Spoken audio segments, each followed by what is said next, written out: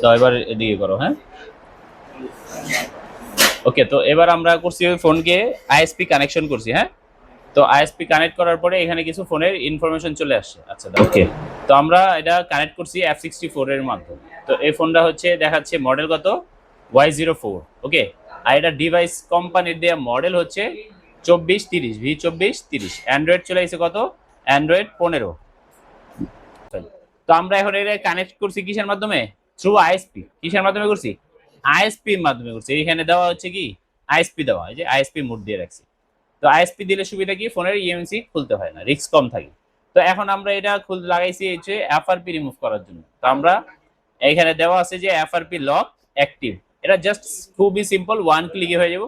এর নিচে দেওয়া পার্টিশন টেবল, কি দেওয়া, এটা জুম করে নিও, হ্যাঁ। নিচে দেওয়া হচ্ছে পার্টিশন। তো এই পার্টিশনে ক্লিক করব। এবার এখানে আমাদের অনেকগুলা ট্যাগ চলে আসছে, এখানে ট্যাব।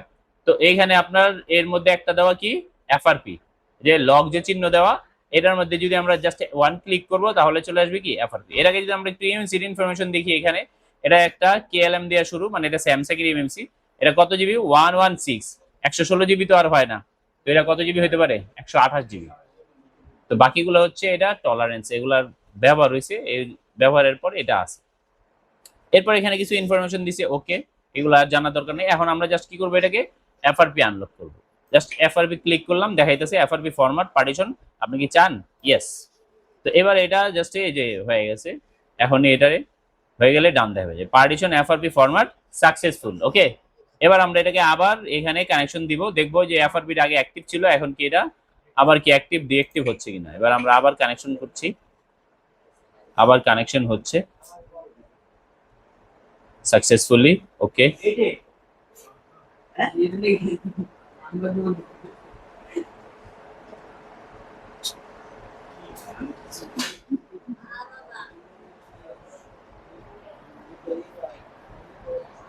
সার্চিং করে আসে এখানে। এবার দেখি এফআরপি কি লেখা, এফআরপি নট অ্যাক্টিভ, মানে এফআরপি এবার আমাদের রিমুভ হয়েছে, বুঝে গেছে। তো এবার আমরা এটাকে এখান থেকে দিয়ে দিব, পাওয়ার অফ করে দিব, অফ। এবার আমরা এটাকে খুলবো, খুলে ফোনকে আমরা এগুলা একটু আইএসপি গুলা রিমুভ করে ফেলবো।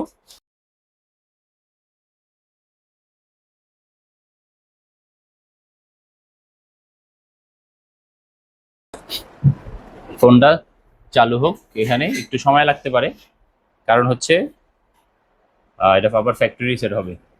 তো চালু হয়েছে না, কি সম্ভব না, ফোন চালু হয়েছে, হ্যাঁ। তো এবার আমরা এটাকে নেক্সট দিয়ে দেখি। এবার আমাদের এফআরপিটা চলে যাওয়ার কথা, হ্যালো চলে আসছে, স্টার্ট।